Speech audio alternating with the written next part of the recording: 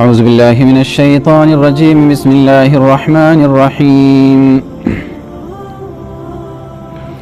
الحمد لله رب العالمين الرحمن الرحيم مالك يوم الدين إياك نعبد وإياك نستعين اهدنا الصراط المستقيم صراط الذين أنعمت عليهم غير المغضوب عليهم ولا الضالين صدق اللہ العظیم۔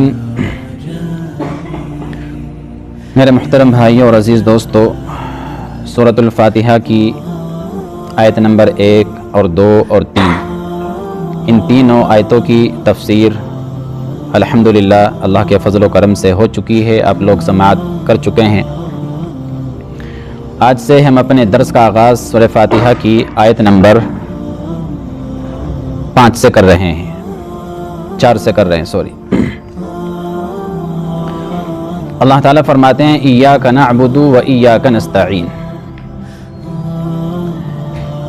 اے اللہ ہم تیری ہی عبادت کرتے ہیں اور تجھ سے ہی مدد مانگتے ہیں۔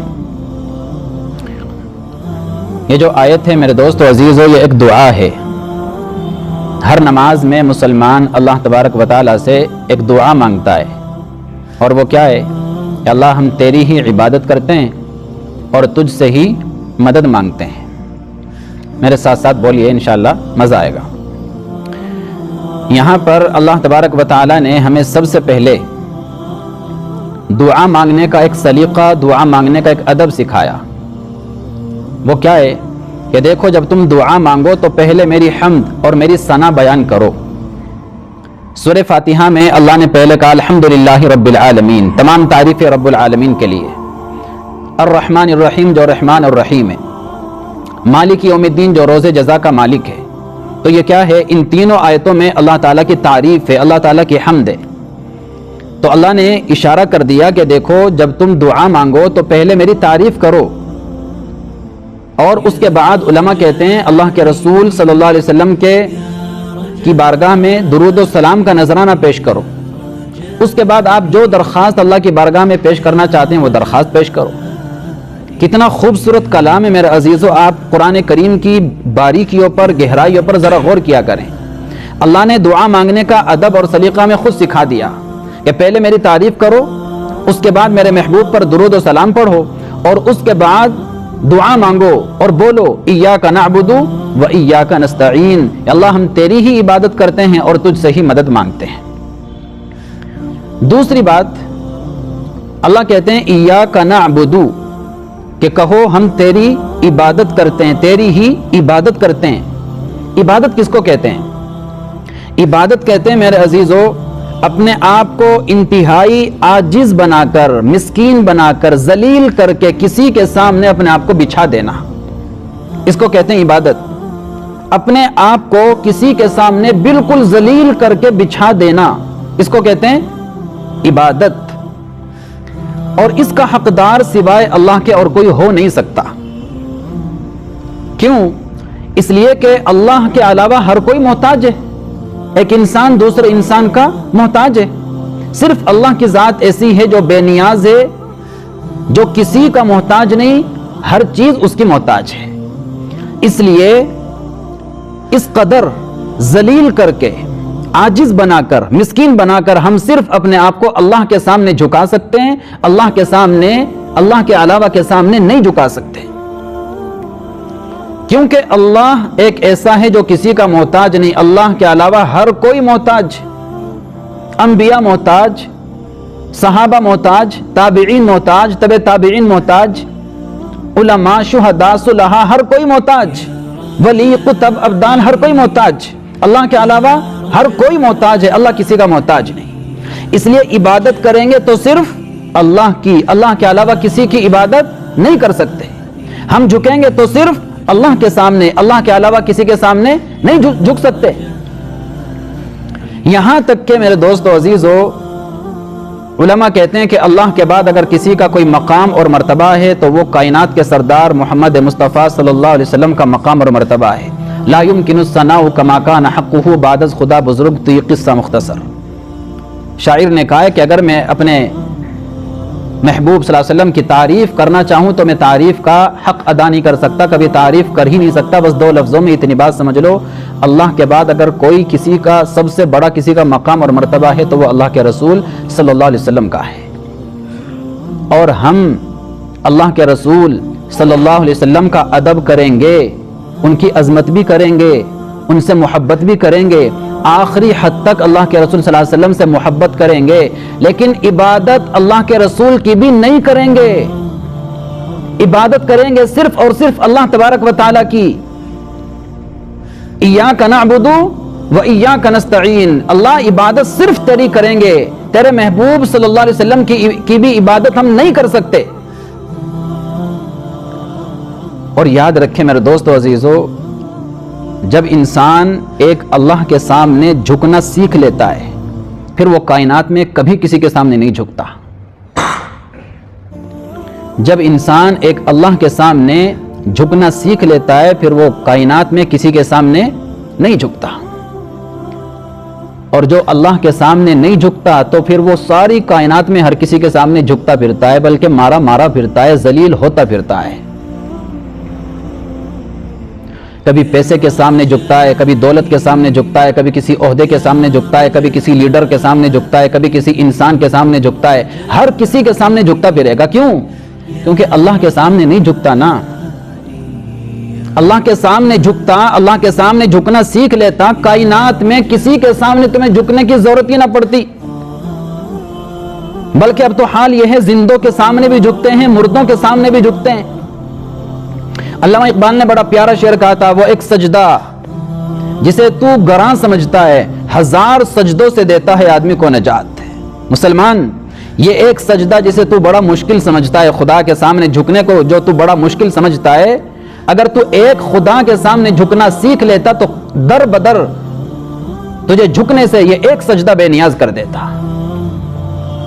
آج دیکھو کیا پڑھے لکھے، کیا ان پڑھ، کیا چھوٹے، کیا بڑے، کیا مرد، کیا خواتین قبروں کے سامنے جھکے پڑے، مردوں کے سامنے جھکے پڑے۔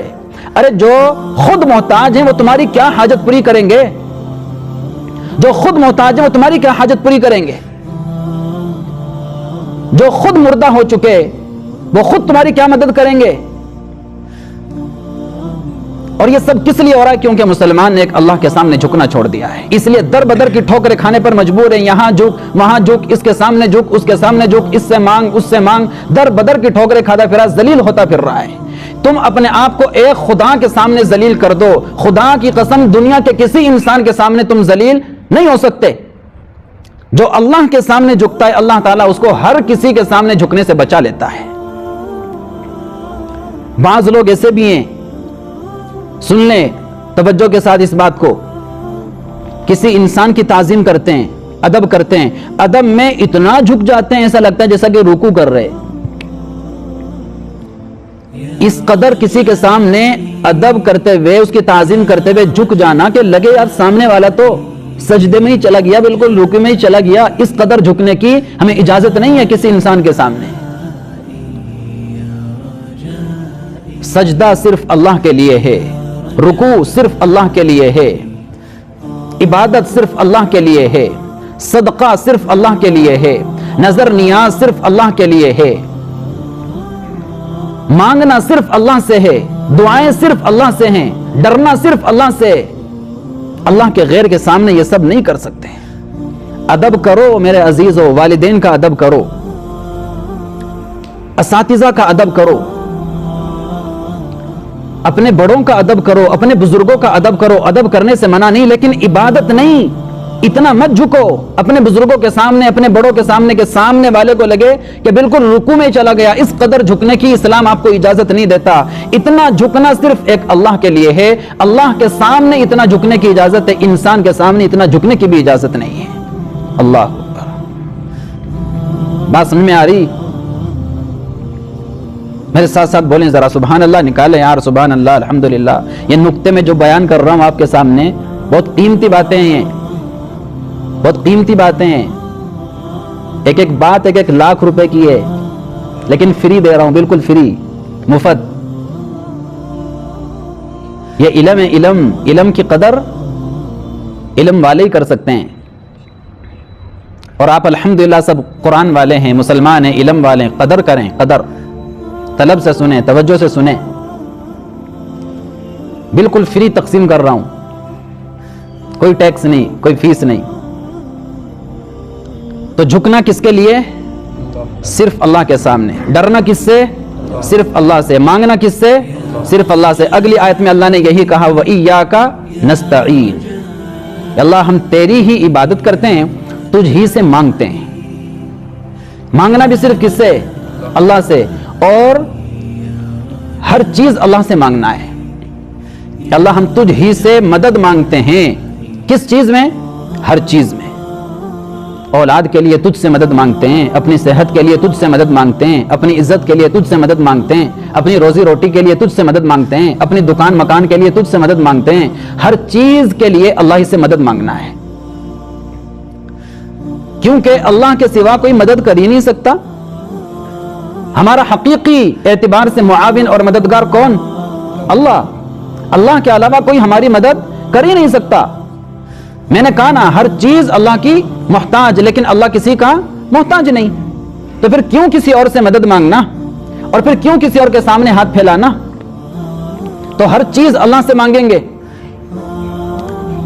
اور میرے عزیزو سن لے، یہاں پر ایک سوال ہوتا ہے کہ جب اللہ کہتے ہیں ہر چیز مجھ سے مانگو، مدد بھی مجھ سے مانگو، تو پھر ایک انسان دوسرے انسان سے کیوں مدد مانگتا ہے؟ ایک آدمی دوسرے آدمی سے کیوں مدد مانگتا ہے؟ اولاد ماں باپ سے، شاگرد استاد سے، مرید اپنے پیر سے، دوست اپنے دوست سے، رشتہ دار اپنے رشتہ دار سے کیوں مدد مانگتا ہے؟ جب اللہ کہتے ہیں ارے مدد مانگنا تو صرف مجھ سے مانگو، تو صرف اللہ سے مدد مانگو نا، بندہ بندے سے کیوں مدد مانگتا ہے؟ قربان جاؤں علماء کرام، میرے دوست و عزیزوں، کیسی باریکیاں بیان کرتے ہیں، واقعی ایمان تازہ ہو جاتا ہے۔ علماء کہتے ہیں حقیقی اعتبار سے تو معاون اور مددگار اللہ ہی ہے، اللہ ہی سے مدد مانگنا ہے، لیکن اسباب کے درجے میں ایک انسان دوسرے انسان سے بھی مدد مانگ سکتا ہے۔ اسباب کے درجے میں ایک انسان دوسرے انسان سے مدد مانگ سکتا ہے۔ مریض ہے، ڈاکٹر سے مدد مانگ سکتا ہے، ایک دوست ہے، اپنے دوست سے مدد مانگ سکتا ہے، بچہ ہے، اپنے ماں باپ سے مدد مانگ سکتا ہے، اسباب کے درجے میں۔ بیمار ہو گیا، علاج کے لیے ڈاکٹر سے رائے لے سکتا ہے، مشورہ لے سکتا ہے، ڈاکٹر کے پاس جا سکتا ہے، دوا لے سکتا ہے، لیکن عقیدہ دل کے اندر یہ ہونا چاہیے کہ مجھے شفا نہ تو ڈاکٹر دے سکتا اور نہ یہ دوا دے سکتی، نہ ڈاکٹر کے اندر کچھ رکھا، نہ دوا کے اندر کچھ رکھا، نہ دوا میری خدا ہے، نہ ڈاکٹر میرا خدا ہے۔ میرا خدا صرف وہ ہے اور شفا صرف اسی کے ہاتھ میں ہے۔ ڈاکٹر تو ایک سبب ہے، دوا تو ایک سبب ہے، یہ تمام چیزیں تو ایک بہانہ ہیں۔ دوا سے کچھ نہیں ہو سکتا، ڈاکٹر سے کچھ نہیں ہو سکتا، شفا دینے والا میرا رب ہے، وہ اس کا حکم ہوگا تو شفا ملے گی، حکم نہیں ہوگا تو شفا نہیں مل سکتی۔ بات سمجھ میں آ رہی؟ تو اسباب کے درجے میں ایک انسان دوسرے انسان سے مدد مانگ سکتا ہے۔ حقیقی اعتبار سے میرے عزیز و شفا دینے والا کون؟ اللہ۔ مدد کرنے والا کون؟ اللہ۔ اور صحت دینے والا کون؟ اللہ۔ اور شفا دینے والا کون؟ اللہ۔ اس لیے اسباب تو اختیار کریں گے، لیکن اسباب پر یقین نہیں رکھیں گے، یقین رکھیں گے مسبب الاسباب پر، کیونکہ اسباب کے اندر تاثیر پیدا کرنے والا وہی ہے۔ مفتی تقی عثمانی رحمۃ اللہ علیہ نے لکھا ہے کہ ہمارے ایک ڈاکٹر تھے، بہت ماہر قسم کے ڈاکٹر تھے، تو انہوں نے مجھے ایک دفعہ وہ مجھ سے کہنے لگے کہ مجھے کئی سال بلکہ میری زندگی گزر گئی لوگوں کا علاج معالجہ کرتے کرتے، میرا اس بات پر یقین پیدا ہو گیا کہ میں جب کسی آدمی کو دوا دیتا ہوں تو یہ دوا جب آدمی کھاتا ہے پیٹ کے اندر جاتی ہے تو میرا اس بات پر یقین پیدا ہو گیا کہ یہ دوا پیٹ کے اندر جانے کے بعد اللہ سے اجازت مانگتی ہے، یا اللہ اجازت ہو تو اثر کروں اور اجازت ہو تو اثر نہ کروں۔ اور یہ یقین میرا کیوں پیدا ہوا؟ یہ یقین میرا اس لیے پیدا ہو گیا ہے کیونکہ میں نے بہت دفعہ دیکھا ہے دوا ایک ہے، بیماری بھی ایک ہے، لیکن اسی بیماری میں وہی دوا ایک بندے پر اثر کرتی ہے، دوسرے بندے پر اثر ہی نہیں کرتی۔ اس لیے میرا یقین بن گیا کہ دوا اللہ کے حکم کے بغیر اثر نہیں کرتی، یہ دوا پیٹ میں جانے کے بعد اللہ سے اجازت مانگتی ہے، اللہ کام کروں کہ نہ کروں، اجازت ملتی ہے تو کام کرتی ہے اور بندے کو آرام ملتا ہے، اور اجازت نہیں ملتی تو آرام نہیں ملتا۔ بلکہ انہوں نے لکھا ہے کہ کئی دفعہ ایسا بھی ہوتا ہے دوا بھی سیم ہے، بندہ بھی سیم ہے، بیماری بھی سیم ہے، اسی بندے کو اسی بیماری میں وہی دوا 6 مہینے پہلے دی تھی تو آرام مل گیا تھا، اسی بندے کو اسی بیماری میں وہی دوا 6 مہینے کے بعد دی تو کوئی آرام نہیں۔ کیوں؟ پہلے اللہ نے اجازت دے دی تھی، اس دفعہ اللہ نے اجازت نہیں دی۔ تو اسباب کے درجے میں ایک مریض ڈاکٹر سے علاج کروا سکتا ہے، ڈاکٹر سے مدد لے سکتا ہے، لیکن میرے دوست و عزیز و حقیقی اعتبار سے ہمارا معاون اور مددگار وہ کون ہے؟ اللہ ہے، کیونکہ دوا بھی اللہ کی محتاج ہے، ڈاکٹر بھی اللہ کا محتاج ہے، دنیا کی ہر چیز اللہ کی محتاج ہے۔ اللہ کی حکم اور مرضی اور اجازت کے بغیر کوئی چیز اثر کر ہی نہیں سکتی۔ اسی لیے قربان جاؤں اپنے مذہب کی تعلیمات پر اور اپنے آقا حضرت محمد صلی اللہ علیہ وسلم کی تعلیمات پر۔ ہمارے آقا صلی اللہ علیہ وسلم نے، قرآن نے ہمیں سکھایا، مسلمانوں جب بھی کوئی بات کرو، جب بھی کوئی بات کرو، کوئی وعدہ کرو، کوئی کام کرو، انشاءاللہ ضرور کہا کرو، انشاءاللہ ضرور کہا کرو۔ کیوں؟ انشاءاللہ کا مطلب کیا؟ اگر اللہ نے چاہا، اللہ نے چاہا تو یہ کام ہوگا، اللہ نے نہیں چاہا تو نہیں ہوگا۔ وَمَا تَشَاءُونَ إِلَّا أَن يَشَاءَ اللَّهُ رَبُّ الْعَالَمِينَ، رب العالمین کی مشیت، چاہت اور اجازت کے بغیر کچھ ہو ہی نہیں سکتا۔ ما شاء اللہ کان وما لم یشاء لم یکن، جو اللہ چاہتا ہے وہی ہوتا ہے، جو اللہ نہیں چاہتا وہ ہوتا ہی نہیں۔ اس لیے مسلمانوں جب بھی کوئی کام کرو، کوئی ارادہ کرو، کوئی وعدہ کرو، کوئی بات کرو، فوراً کہو انشاءاللہ۔ اگر اللہ چاہے گا تو ہوگا، اللہ نہیں چاہے گا تو نہیں ہوگا۔ حضرت سلیمان علیہ السلام کے بارے میں آتا ہے، ایک دفعہ جذبات میں آ کر قسم کھا لی، آج میں اپنی ساری بیویوں کے پاس جاؤں گا رات کو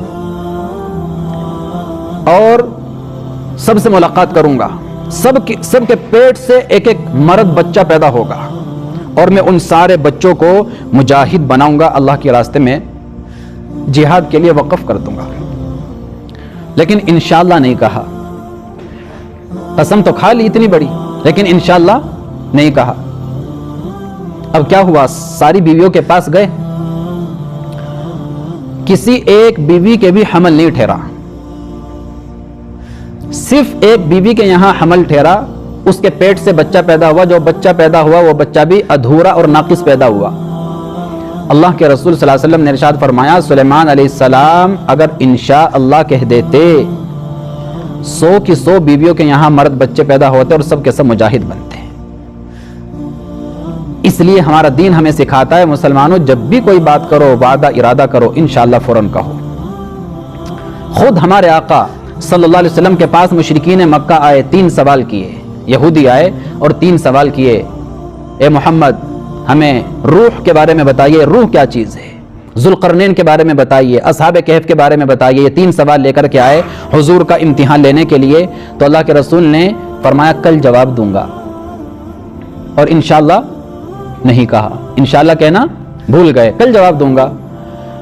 اب وہ کل آئے، آپ کو انتظار تھا اس بات کا کہ میری رہنمائی تو کرنے والا کون ہے؟ اللہ ہے، کل تک انشاءاللہ وہی آ جائے گی اور میں ان کو جواب دے دوں گا۔ 1 دن گزرا، 2 دن گزرے، 3 دن گزرے، وہی آئی ہی نہیں، یہاں تک کہ 15 دن گزر گئے، وہی نہیں آئی۔ انہوں نے مذاق اڑانا شروع کر دیا، ہم تو پہلے ہی کہتے تھے، ہم تو پہلے ہی کہتے تھے، معاذ اللہ معاذ اللہ، جھوٹا نبی ہے، جھوٹا نبی ہے، کہتا ہے میرے پاس فرشتہ آتا ہے، کوئی فرشتہ نہیں آتا، اس کے ساتھ تو کوئی شیطان لگا ہوا ہے، شیطان سے سیکھ سیکھ کے لوگوں کو سمجھاتا ہے، معاذ اللہ۔ 15 دن گزر گئے، اللہ کے رسول صلی اللہ علیہ وسلم فل ٹینشن میں، یہ کیا ہو گیا؟ میرا مذاق اڑ رہا ہے پورے مکہ کے اندر۔ 15 دن کے بعد میرے عزیزو وحی نازل ہوئی، اور کون سی وحی نازل ہوئی؟ سورہ کہف کے اندر آپ پڑھیں گے، وَلَا تَقُولَنَّ لِشَيْءٍ إِنِّي فَاعِلٌ ذَلِكَ غَدًا إِلَّا أَن يَشَاءَ اللَّهُ۔ میرے محبوب جب آپ نے ان سے وعدہ کیا تھا کہ کل جواب دوں گا، تو انشاءاللہ کیوں نہیں کہا؟ انشاءاللہ کیوں نہیں کہا؟ کیا ہماری چاہت، ہماری مشیت کے بغیر تم کچھ بھی کر سکتے ہو؟ اور فرمایا آج کے بعد جب بھی کوئی کام کرو فوراً انشاءاللہ کہو، اگر اللہ نے چاہا، کیونکہ ہماری مشیت اور چاہت کے بغیر کائنات میں کچھ نہیں ہو سکتا۔ اس لیے میرے عزیزو اسباب کے درجے میں ہم نے مدد تو مانگنا ہے، ایک انسان سے، اپنے باپ سے، اپنے والدین سے، اپنے اساتذہ سے، اپنے ڈاکٹر سے مدد تو مانگنا ہے اسباب کے درجے میں، لیکن یقین یہ رکھنا ہے کہ ہوگا وہی جو اللہ چاہے گا، اثر پیدا کرنے والا وہ، اور اسباب کے اندر تاثیر پیدا کرنے والا وہ، نہ کسی ڈاکٹر کے اندر کچھ رکھا، نہ کسی دوا کے اندر کچھ رکھا۔ اور یہ بھی سن لے میرے عزیزو، سب کچھ ہم نے اللہ سے مانگنا ہے۔ اولاد مانگنا ہے تو صرف اللہ سے، صحت مانگنی ہے تو صرف اللہ سے، مدد مانگنی ہے تو صرف اللہ سے، شفا مانگنی ہے تو صرف اللہ سے، اپنی مرادیں مانگنی ہے تو صرف اللہ سے، کامیابی مانگنی ہے تو صرف اللہ سے، ہر چیز اللہ سے مانگنی ہے۔ بے وقوف ہیں وہ لوگ جو قبروں کے پاس جا کے پڑے ہوئے ہیں اور ان سے اولادیں اور مرادیں مانگتے ہیں، بے وقوف ہیں، اپنا ایمان خراب کر رہے۔ ارے صرف اللہ سے مانگو، اللہ سے مانگو، جو مانگنا ہے تم اللہ سے مانگو۔ سر جس در پہ نہ جھک جائے اسے سر نہیں کہتے، ہر در پہ جو جھک جائے اسے سر نہیں کہتے۔ اس سر کو قبر والوں کی بارگاہ میں جھکا کر تم ذلیل کر رہے ہو۔ اللہ نے تو تمہارے سر کو بڑی عزت دی تھی، بڑا محترم، بڑا معزز، بڑا مقدس بنایا تھا، کیوں مردوں کے سامنے جا کر کے اپنے آپ کو ذلیل کر رہے ہو اور ان سے جا کر کے حاجتیں مانگ رہے ہو؟ کیا اللہ تمہاری حاجت پوری نہیں کر سکتا؟ وہ کون سی چیز ہے جو خدا کے در پہ نہیں ملتی؟ اسی سے مانگ جو مانگنا ہو اے اکبر، یہ وہ در ہے جہاں ذلت نہیں ہے سوال کے بعد۔ جو مانگنا خدا سے مانگو، خدا کے در سے کون سی چیز نہیں ملتی؟ اللہ کے دروازے پر آؤ، اللہ کے سامنے ہاتھ پھیلاؤ، جو مانگنا اللہ سے مانگو۔ یہاں تک کہ محمد مصطفیٰ صلی اللہ علیہ وسلم سے بھی نہیں مانگ سکتے، کیونکہ اللہ کے رسول صلی اللہ علیہ وسلم بھی محتاج ہیں اللہ تبارک و تعالیٰ کے۔ شاہ عطا اللہ بخاری رحمۃ اللہ نے بڑا پیارا واقعہ لکھا ہے، فرماتے ہیں جب میں محمد مصطفیٰ صلی اللہ علیہ وسلم کے مقام اور مرتبے کو دیکھتا ہوں، میرا دل کرتا ہے عطا اللہ جو مانگنا ہے رسول اللہ سے مانگ لے۔ اتنا اونچا مقام اللہ کے رسول کا، میرا دل کہتا ہے جو مانگنا ہے اللہ سے مانگ لے۔ لیکن میں جب دیکھتا ہوں کہ وہی محمد صلی اللہ علیہ وسلم رات کے سناٹے میں، آخری پہر میں، مسجد نبوی کے کسی گوشے میں اللہ کے سامنے ہاتھ پھیلا کر گڑ گڑا کر عاجزی کے ساتھ مانگ رہا ہے، تو پھر میرا دل کہتا ہے عطا اللہ محمد مصطفیٰ سے نہیں، اس سے مانگ جس سے خود محمد مانگتا ہے۔ ارے جو مانگنا ہے اس سے مانگو جس سے خود محمد مانگتا ہے۔ اپنے آپ کو کیوں ذلیل کرتے ہو قبر والوں کے پاس جا کر کے؟ ہمیں اولاد دے دے، ہماری مرادیں پوری کر دے، ہماری حاجت پوری کر دے، اللہ کے در پہ کیوں نہیں آتے میرے عزیزو؟ کیوں اپنے آپ کو ذلیل کر رہے ہو؟ اچھے خاصے لوگ، پڑھے لکھے لوگ، کیا چھوٹے کیا بڑے، کیا شہری کیا دیہاتی، کیا آفیشل کیا غیر آفیشل، ہر کوئی پڑھا ہوا ہے۔ اللہ کہتے ہیں ایاک نعبد و ایاک نستعین، بولو اللہ ہم صرف تیری عبادت کرتے ہیں اور صرف تجھ سے مدد مانگتے ہیں۔ اور یاد رکھو میرے عزیزو، عربی گرامر کے مطابق یہاں پہ صرف لگانا ضروری ہے، صرف اللہ صرف اور صرف تیری عبادت کرتے ہیں، صرف اور صرف تجھ سے مدد مانگتے ہیں۔ یہ عربی گرامر کے حساب سے یہاں پہ ترجمہ یہی کرنا پڑے گا۔ کیوں؟ اس لیے کہ ایاکا کو اللہ نے پہلے رکھا، نعبدو کو بعد میں رکھا، اسی طرح ایاکا کو پہلے رکھا، نستعین کو بعد میں رکھا۔ اگر اس طرح ہوتی آیت نعبدو ایاکا ونستعین ایاکا تو ترجمہ کرتے اللہ تیری عبادت کرتے ہیں، تجھ سے مدد مانگتے ہیں۔ لیکن جب آیت اس طرح بن گئی ایاکا پہلے نعبدو بعد میں، ایاکا پہلے نستعین بعد میں، ایاکا نعبدو و ایاکا نستعین، اب ترجمے کے اندر حصر پیدا ہوگا اور ترجمہ آپ کو یہی کرنا پڑے گا، اللہ صرف اور صرف تجھ سے تیری عبادت کرتے ہیں، تیری ہی عبادت کرتے ہیں، صرف اور صرف تجھ سے مدد مانگتے ہیں، تجھ سے ہی مدد مانگتے ہیں، تیرے علاوہ کسی کی عبادت بھی نہیں، تیرے علاوہ کسی سے مدد بھی نہیں۔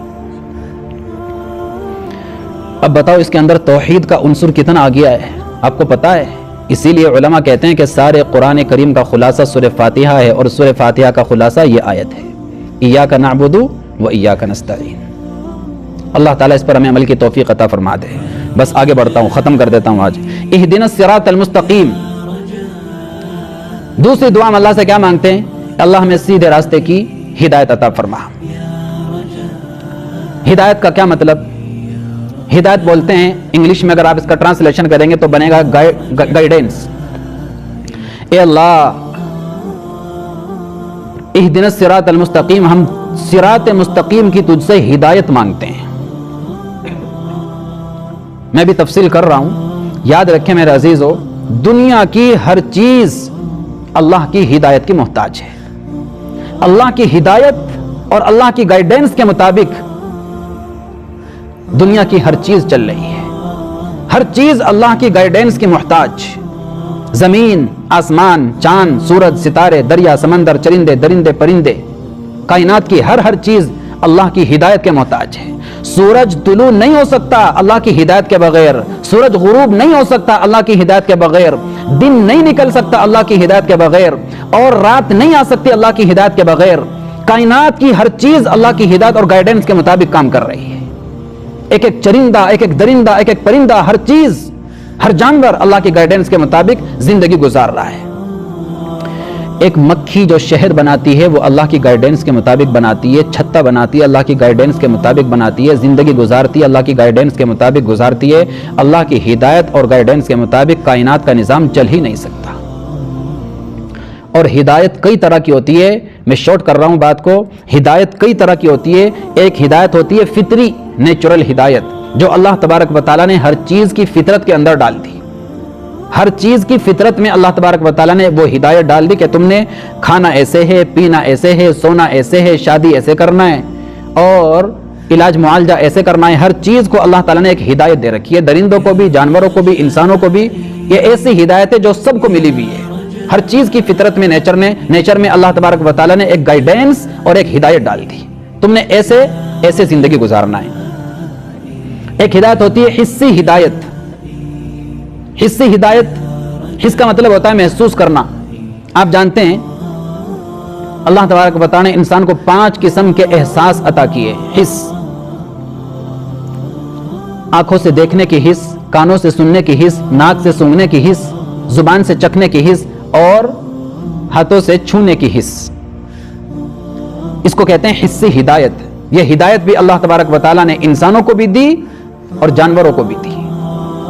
انسان بھی اپنے حواس سے دیکھ کر، سن کر، چکھ کر، چھو کر بہت ساری چیزوں کا پتہ لگا لیتا ہے. جانور بھی ان تمام حواس کا استعمال کر کے بہت ساری چیزوں کا پتہ لگا لیتے ہیں. بلکہ یہ ہدایت ایسی ہے کہ جانوروں کے اندر یہ ہدایت انسانوں سے کئی زیادہ ہے. جیسے سونگنے کی حس ہے، انسان سے کئی گنا زیادہ چیونٹی کے اندر یہ حس ہوتی ہے. سونگنے کی جتنی صلاحیت اللہ نے انسان کو دی، اس سے کئی گنا زیادہ اتنا چھوٹا سا جانور چیونٹی اس کو دی ہے. کئی کلومیٹر سے چیونٹی میٹھے کو سونگ لیتی ہے، کئی کلومیٹر سے سونگ لیتی ہے. ہم تو ایک ہاتھ کا بھی نہیں سونگ پاتے، 2 ہاتھ کا بھی نہیں سونگ پاتے. ہمارے تو حس اتنی کمزور ہے. ایک چھوٹی سی چیونٹی کو اللہ تعالیٰ نے اتنی زیادہ یہ حس دے دی انسان کا گھمنڈ توڑنے کے لیے. یہ تیرے اندر جو گھمنڈ پیدا ہو گیا نا، میں یوں، میں منہ، اور میں ایسا اور میں ویسا، میں جو ہے ترم کھاؤں، میں افلاطون ہوں. ارے جتنا ایک چیونٹی سونگ لیتی ہے نا، اتنا تو بھی نہیں سونگ سکتا. کتے کو اللہ تعالیٰ نے انسان سے زیادہ سونگنے کی حس دی. آپ دیکھتے ہوں گے پولیس والے ڈرگس وغیرہ کی تلاش میں کتوں کو ساتھ لے کے نکلتے ہیں. کیوں؟ اس کے اندر سونگنے کی صلاحیت اللہ نے بہت زیادہ رکھ دی. وہ بہت دور پڑی ہوئی ڈرگس کو سونگ کر بھانپ لیتا ہے. اتنی حس انسان کے اندر بھی نہیں. دیکھنے کی حس انسان سے ہزاروں گنا زیادہ اللہ نے چیل کو دیے. ہزاروں میٹر کی بلندی پر زمین پر پڑے ہوئے ایک دانے کو وہ دیکھ لیتی ہے. اتنی خطرناک حس اللہ تعالیٰ نے چیل کو دے رکھی ہے. تو یہ حس ایسی ہے، یہ ہدایت ایسی ہے، انسانوں کو بھی اللہ نے دی، جانوروں کو بھی دی. لیکن میرے عزیزو، ایک ہدایت ایسی ہے جو اللہ تعالیٰ صرف انسان کو دیتا ہے، کسی جانور کو نہیں دیتا. اور وہ کون سی ہدایت ہے؟ اہدنا الصراط المستقیم. صراط مستقیم کی ہدایت، ایمان کی ہدایت، دین کی ہدایت اور اسلام کی ہدایت. جب لوگ کہتے ہیں اہدنا الصراط المستقیم، یا اللہ میں صراط مستقیم کی ہدایت دے، تو اس کا مطلب کیا ہوتا ہے؟ یا اللہ دین کی ہدایت دے دے، اسلام کی ہدایت دے دے، ایمان کی ہدایت دے دے. ایمان کی بھیک مانگتے ہیں، ایمان کی ہدایت مانگتے ہیں. کیوں؟ اس لیے کہ ایمان سے بڑھ کر خدا کے خزانے میں کوئی نعمت نہیں ہے. ایمان سے بڑھ کر اللہ تبارک و تعالیٰ کے خزانے میں کوئی نعمت ہے ہی نہیں.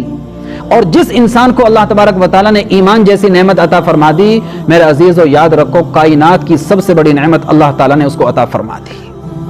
ایک حدیث میں اللہ کے رسول صلی اللہ علیہ وسلم نے ارشاد فرمایا ان اللہ یعطی الدنیا من یحب ومن لا یحب، اللہ تعالیٰ دنیا اس کو بھی دیتا ہے جس سے محبت کرتا ہے، اس کو بھی دیتا ہے جس سے محبت نہیں کرتا، ولا یعطی الایمان الا من یحب، لیکن ایمان صرف اس کو دیتا ہے جس سے اللہ محبت کرتا ہے۔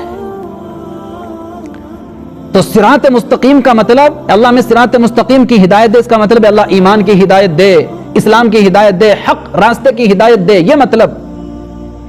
اب جو پہلے سے ایمان والے ہیں، جو پہلے سے ایمان والے ہیں، جن کے پاس ایمان کی ہدایت پہلے سے موجود ہیں، تو پھر وہ کیوں بار بار یہ ہدایت مانگتے ہیں اللہ تو ہمیں ایمان کی ہدایت دے؟ ایمان تو ہمارے پاس آلریڈی موجود ہے۔ ہم کیوں کہتے ہیں اللہ تو ہمیں اسلام کی نعمت دے دے، ایمان کی نعمت عطا فرما دے؟ ہمارے پاس تو پہلے سے آلریڈی موجود ہے ایمان اور اسلام کی نعمت اور ہدایت۔ تو اب اس کا مطلب کیا بنتا ہے؟ علماء کہتے ہیں کہ مسلمان جب کہتا ہے اہدنا الصراط المستقیم، تو اس کا مطلب ہوتا ہے یا اللہ صراط مستقیم پر چلنے کی توفیق عطا فرما دے، یا اللہ صراط مستقیم پر چلنے کی توفیق عطا فرما دے۔ اللہ تو نے ایمان تو دے دیا، اسلام بھی دے دیا، تو نے کرم کر دیا، تو نے رحم کر دیا، اللہ تو نے سیدھے راستے کی مجھے ہدایت تو دی، لیکن میں سیدھے راستے سے بہک رہا ہوں، کبھی ادھر کبھی ادھر، کبھی شیطان کے ہتھے چڑھ جاتا ہوں، کبھی نفس کے ہتھے چڑھ جاتا ہوں، کبھی خواہشات کے پیچھے پڑ جاتا ہوں، کبھی شیطان کے پیچھے لگ جاتا ہوں۔ اللہ میں سیدھے راستے سے بہک رہا ہوں، بھٹک رہا ہوں، اس لیے ہر نماز میں اللہ کہتے ہیں مجھ سے دعا مانگو، پانچوں نمازوں میں اور نماز کی ہر رکعت میں بار بار کہو یا اللہ سیدھے راستے پہ چلا دے، یا اللہ گناہوں سے بچا دے، یا اللہ نفس کے راستے پر چلنے سے بچا لے، یا اللہ شیطان کی راہ پہ چلنے سے بچا لے، یا اللہ خواہشات کا پیچھا کرنے سے بچا لے، یا اللہ صراط مستقیم پر چلنے کی توفیق عطا فرما دے۔ یہ مطلب ہے۔ اور جب میرے دوست و عزیزو انسان کے اندر سچی طلب ہوتی ہے، سچی طلب، یاد رکھیں وہ کتنی بھی غلاظت اور کتنی بھی گندگی والے معاشرے کے اندر زندگی گزار رہا ہو، اگر انسان کے اندر سچی طلب ہوگی، اللہ سے حق راستے کو مانگے گا، صراط مستقیم کو مانگے گا، اللہ سے مانگے گا اللہ تو مجھے سیدھا راستہ دکھا دے، اللہ تعالیٰ اتنی اسی گندگی کے اندر سے اس کو نکال کر اللہ تعالیٰ اس کو ہدایت عطا فرما دے گا۔ دنیا کے اندر ایسے یورپ وغیرہ کے اندر ایسا کلچر ہے، ایسا ماحول ہے، ایسا معاشرہ ہے جہاں پہ ہر گندگی ہے، ہر گناہ کرنا آسان ہے، فحاشی ہے، بدکاری ہے، زناکاری ہے، شراب نوشی ہے، ننگا پن بہت زیادہ ہے، گندگی غلاظت بہت زیادہ ہے، ہر گناہ کرنا آسان ہے، اور بالکل سارے دروازے گناہوں کے کھلے ہوئے ہیں، سارے دروازے۔ لیکن وہاں پر بھی اگر کوئی آدمی اللہ سے مانگے، گڑ گڑائے، طلب کرے، کوشش کرے، ارادہ کرے کہ اللہ مجھے بچا لے، اس گندگی سے بچا لے، اس غلاظت سے بچا لے، مجھے ایمان عطا فرما دے، ایمان کی دولت عطا فرما دے، اللہ کہتے ہیں والذین جاہدوا فینا لنہدینہم سبلنا، تو ذرا سی کوشش تو کر، ذرا سا طلب تو دکھا، ذرا سی طلب تو دکھا، ارادہ تو کر مجھے پانے کا، سیدھے راستے پر آنے کا، حق کو تلاش کرنے کا، میری طرف بڑھنے کا ارادہ تو کر۔ ارے میں ہدایت کا ایک راستہ نہیں، کئی راستے تیرے لیے ہدایت کے کھول دوں گا، اور گندے سے گندے معاشرے اور ماحول سے تجھے نکال کر اپنا بنا لوں گا۔ اپنے من میں ڈوب کر پا جا سراغ زندگی، تو اگر میرا نہیں بنتا نہ بن اپنا تو بن۔ اور ایک معنی علماء یہ بیان کرتے ہیں کہ جب مسلمان کہتا ہے اہدنا الصراط المستقیم، تو اس کا مطلب یہ ہوتا ہے اللہ صراط مستقیم پر جمع دے، کہ اللہ تو نے ایمان کی ہدایت اور نعمت تو دے دی، لیکن اب میں خطرے میں ہوں، شیطان مجھے کسی بھی وقت گمراہ کر سکتا ہے، ورغلا سکتا ہے، بھٹکا سکتا ہے، کہ اللہ تو مجھے صراط مستقیم پر جمع دے، کہ میں صراط مستقیم پر چلتے چلتے زندگی گزاروں، اور صراط مستقیم پر چلتے چلتے تیرے پاس پہنچ جاؤں موت کی آخری سانس تک۔ اللہ تو مجھے صراط مستقیم پر جمع دے، یا مقلب القلوب ثبت قلبی علی دینک۔ اللہ کے رسول نے ہمیں دعا سکھائی، اے دلوں کو بدلنے والے مجھے اپنے دین پر جمع دے۔ کیوں؟ اللہ کے رسول صلی اللہ علیہ وسلم نے فرمایا قیامت کے قریب ایک دور ایسا آئے گا، مسلمان صبح کو کافر ہوگا، شام کو مومن ہوگا، شام کو مومن ہوگا، صبح کو کافر ہوگا، بڑے فتنوں والا دور ہوگا۔ اس لیے دعا سکھائی، یہ دعا مانگا کرو، یا مقلب القلوب ثبت قلبی علی دینک۔ یا اللہ بڑے فتنوں کا دور ہے، یا اللہ گمراہ کن دور ہے، یا اللہ بہت، یا اللہ چاروں طرف گناہوں کا دور دورہ ہے، فتنے ہی فتنے، آنکھ کے انگارے برس رہے چاروں طرف، یا اللہ فحاشی ہے، عریانیت ہے، یا اللہ اپنا ایمان بچانا بڑا مشکل ہے۔ اے دلوں کو بدلنے والے میرے دل کو اپنے دین پر جما دے، جب تک زندہ رکھے دین پر زندہ رکھ، اور جب موت دے ایمان پر موت دے، اور جب تک تو مجھے زندہ رکھے سیدھے راستے پر چلنے کی توفیق دے، بہکنے سے بچا لے، بھٹکنے سے بچا لے۔ آج میرے دوستو عزیزو ایسا بہت ہو رہا ہے، ایسا بہت ہو رہا ہے، ارتداد کی ایسی ہوا چل رہی ہے، صبح کو مومن شام کو مرتد ہو جاتے ہیں، شام کو مومن صبح کو مرتد ہو جاتے ہیں. خاص طور سے ہماری خواتین کے اندر اللہ ان کی حفاظت فرمائے. ایک ہوا چل رہی ہے ارتداد کی، ذرا ذرا سے بہانوں سے مرتد ہو جاتی ہیں. کئی واقعات تو ایسے کہ بولتے ہوئے بھی ہمیں شرم بھی لگتی ہے، ڈر بھی لگتا ہے. مدرسوں کی پڑھی ہوئی لڑکیاں، علماء کی بیٹیاں، دیندار گھرانوں کی لڑکیاں غیروں کے ہتھے چڑھ گئی، ایمان گنوا بیٹی، مرتد ہو گئی، اپنی دنیا آخرت کو برباد کر لیا. ابھی تو ایک واقعہ ایسا پیش آیا، ابھی چند دن پہلے آپ نے سنا ہوگا، معلوم نہیں شاید اتر پردیش کا یا کہیں اور کا، کسی غیر مسلم عاشق کے ہتھے چڑھ کر مرتد ہوئی، اس سے نکاح کیا. نکاح کے تھوڑے دن کے بعد کوئی بیماری لگی، بیمار پڑ گئی، گھر والوں کو ترس آیا، اپنے پاس لے کر کے آ گئے، اسی بیماری کے اندر انتقال ہو گیا. اب جب انتقال ہوا تو مرتد ہونے کی حالت میں انتقال ہوا. اب سوال یہ پیدا ہوا جنازے کی نماز پڑھیں گے کہ نہیں؟ ظاہر سی بات ہے ہر مسلمان کہہ سکتا مرتد کی تو نماز جنازہ نہیں ہوتی. اب علاقے کے سارے علماء نے نماز جنازہ پڑھانے سے انکار کر دیا، یہاں تک کہ اس نوجوان لڑکی کو بغیر نماز جنازہ کے دفن کیا، بغیر نماز جنازہ کے دفن کیا. یہ بھی اس کی ایک قسمت تھی کہ مسلمانوں نے مسلمانوں کے قبرستان میں دفن کرنے کی اس کو اجازت دی، ورنہ وہ اس لائق بھی نہیں تھی کہ اس کو مسلمانوں کے قبرستان میں دفن کیا جاتا. اس لیے ہمیں اللہ کہہ رہا ہے مانگو اہدنا الصراط المستقیم، اللہ سیدھے راستے پر چلاتے چلاتے چلتے چلتے یا اللہ اپنے پاس بلا لے، ایمان کی حالت میں اپنے پاس بلا لے، ارتداد سے بچا لے، گناہوں سے بچا لے. تو ایسا بہت ہو رہا ہے، صبح کو مومن ہے، شام کو کافر ہے. اور ایسا بھی میرے عزیزو ہم نے بہت دفعہ دیکھا ہے، ساری زندگی ایک آدمی نماز روزے کی حالت میں، نمازوں کی پابندی کے ساتھ، روزوں کی پابندی کے ساتھ زندگی گزارتا ہے، لیکن پتہ نہیں کون سا عمل اللہ تبارک و تعالیٰ کو اس کا ایسا ناپسند آیا ہوا ہوتا ہے، موت سے پہلے کفر پر مر جاتا ہے. اللہم احفظنا من، اللہ ہماری حفاظت فرمائے. ساری زندگی گزاری، نماز پڑھتے پڑھتے، روزہ رکھتے رکھتے زندگی گزاری، لیکن کیا ہوا؟ موت سے پہلے کفر کا ایسا بول بولا کہ کفر پر ہی انتقال ہو گیا. اور ایسا بھی ہوتا ہے ساری زندگی گزاری کفر میں، شرک میں، لیکن اللہ تعالیٰ کو کوئی نیکی، کوئی عمل ایسا پسند آیا ہوا ہوتا ہے، موت سے پہلے کلمہ پڑھا اور انتقال ہو گیا. اس لیے اللہ ہمیں سکھا رہا ہے اہدنا الصراط المستقیم، یا اللہ مانگتے رہو، ہر نماز کی ہر رکعت میں مانگتے رہو، اللہ سیدھے راستے پر چلاتے رہنا. صراط مستقیم کی اللہ تمہیں ہدایت دے دے، گناہوں سے اللہ بچا لے. اب سیدھا راستہ کون سا ہے وہ بھی اللہ نے خود بتا دیا، صراط الذین انعمت علیہم غیر المغضوب علیہم ولا الضالین، ان لوگوں کا راستہ جن پر اللہ تو نے انعام کیا ہے. اور وہ کون ہے جن پر اللہ نے انعام کیا؟ اللہ تعالیٰ نے سورۃ النساء میں بیان فرمایا، فَأُولَٰئِكَ مَعَ الَّذِينَ أَنْعَمَ اللَّهُ عَلَيْهِمْ مِنَ النَّبِيِّينَ وَالصِّدِّيقِينَ وَالشُّهَدَاءِ وَالصَّالِحِينَ، کہ اللہ سے یہ دعا مانگو اے اللہ ان لوگوں کے راستے پر چلا، انبیاء کے، صدیقین کے، شہداء کے، صالحین کے راستے پر چلا. غیر المغضوب علیہم ولا الضالین، ان لوگوں کے راستے پر مت چلا جن پر تیرا غضب نازل ہوا اور جو گمراہ ہو گئے. مغضوب علیہم سے مراد کون ہے؟ یہودی، اور ولا الضالین سے مراد کون ہے؟ عیسائی. تو جب ہم کہتے ہیں صراط الذین انعمت علیہم غیر المغضوب علیہم ولا الضالین، تو مطلب یہ ہوتا ہے اللہ نبیوں کے راستے پر چلا، صلحاء کے راستے پر چلا، علماء کے راستے پر چلا، شہداء کے راستے پر چلا، محمد مصطفیٰ صلی اللہ علیہ وسلم کے راستے پر چلا، صحابہ کے راستے پر چلا، حق کے راستے پر چلا، صراط مستقیم پر چلا. یا اللہ یہودیوں کے راستے پر مت چلا، عیسائیوں کے راستے پر مت چلا، ان کے نقش قدم پر چلنے سے اللہ ہماری حفاظت فرما. انبیاء، شہداء، صلحاء کے نقش قدم پر چلنے کی توفیق عطا فرما. آمین یا رب العالمین. وآخر دعوانا الحمدللہ.